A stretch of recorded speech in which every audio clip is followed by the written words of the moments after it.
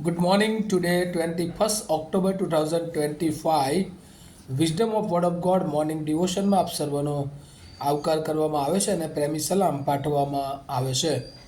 આજે સવારે આપણે નીતિ વચનોના પુસ્તકમાંથી એનો 15મો અધ્યાય અને એની 8મી કલમ પર ટૂંકું મનન કરવા માગીએ છીએ.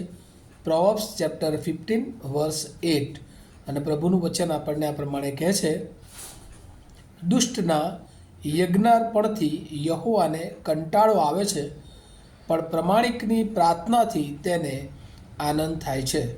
એનઆઈવી બાઇબલ પ્રમાણે proverbs chapter 15 verse 8, the Lord detests the sacrifice of the wicked, but the prayer of the upright pleases હિમ.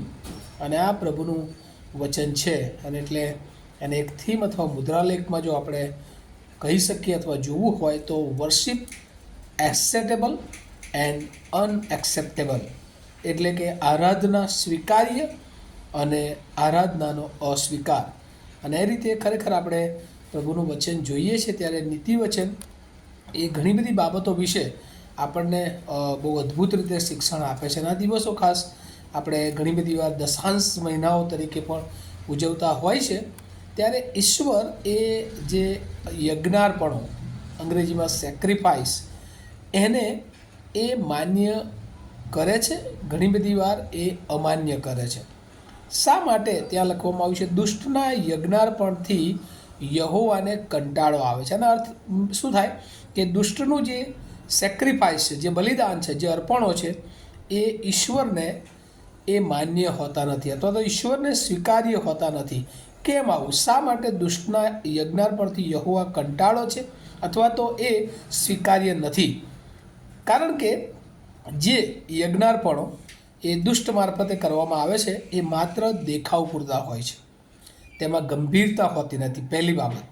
બીજી બાબત કે આ જે યજ્ઞાર્પણો છે એની પાછળ કોઈને કોઈ સ્વાર્થ સમાયેલો હોય છે. ત્રીજી બાબત જે ઈશ્વરને આ અજ્ઞાર્પણો સ્વીકાર્ય નથી એ કે આ યજ્ઞાર્પણો એ બીજાને મોહિત કરવા માટે અથવા તો બીજાઓને માટે એ પોતે સારા છે એવું દેખાડવા માટે એ આ અર્પણો પ્રભુની આગળ લાવવામાં આવતા હોય છે. અને ચોથી બાબત, આ યજ્ઞાર્પણો પોતાને બીજાથી શ્રેષ્ઠ દર્શાવવા માટે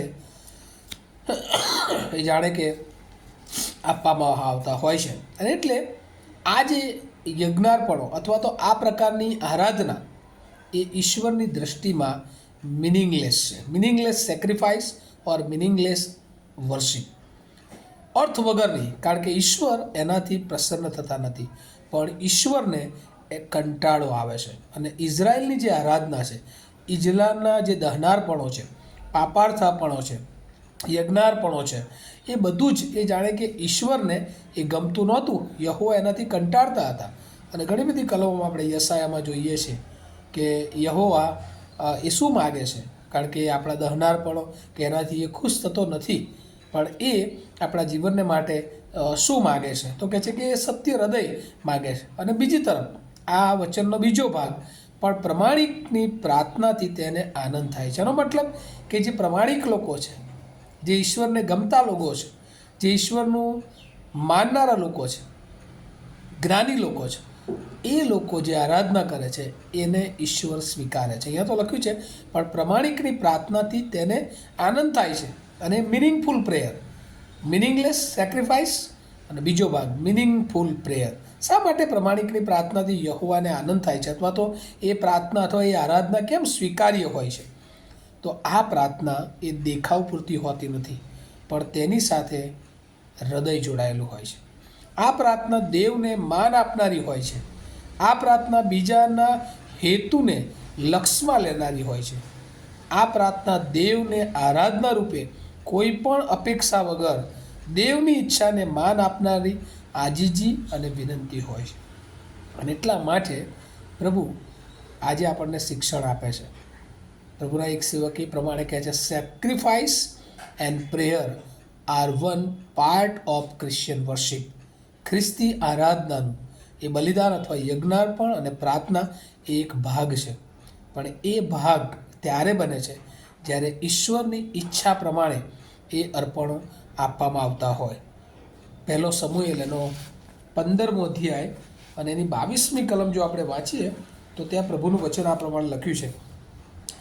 ત્યારે સમુએલે કહ્યું કે પોતાની વાણી પળાયાથી યહોવા જેટલો રાજી થાય છે તેટલો દહનાર્પણો તથા યજ્ઞોથી તે થાય છે શું?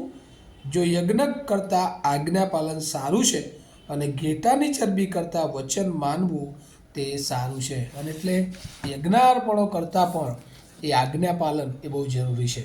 અને એટલે આ ઇઝરાયલના લોકો જે કંઈ યહોવાની પાસે લાવતા હતા બહુ સારું દશાંશ લાવતા હતા. એ લોકો નિયમિત એ સાબાત પવિત્ર પાડતા હતા, તેમ છતાં એ યહોવાને કંટાળા આપનારી બાબત હતી. કેમ?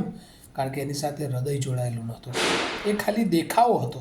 અને આજે આ દશાંશ મહિનો આપણે ઉજવી રહ્યા છીએ ઘણી બધી મંડળીઓમાં, ત્યારે ઘણીવાર આપણા અર્પણો પણ શું આવા નથી હોતા કે આપણે પણ ખાલી દેખાવ અથવા ફરજ અથવા બીજાને આપણા અર્પણો એ વધારે સારા લાગે એટલે આપણે આપીએ છીએ. યાદ રાખીએ વાલાઓ, એવા અર્પણોથી, એવી આરાધનાથી ઈશ્વરને કંટાળો આવે છે, યહોવાને એ સ્વીકાર્ય નથી. અને એટલા માટે પ્રભુ કહે છે, પ્રભુની ઈચ્છા, પ્રભુની યોજના પ્રમાણેનું અર્પણ એ સાચી આરાધના છે. અને એટલે રોજ આપણે પ્રભુની સમક્ષતામાં આવીએ, આપણી પાસે જે કંઈ છે એમાંથી ચોક્કસ પ્રભુને માટે લાવીએ. પ્રભુને બધાની કશાની ખોટ નથી, પરંતુ પ્રભુ આપણું હૃદય ચાહે છે, આપણું મન ચાહે છે.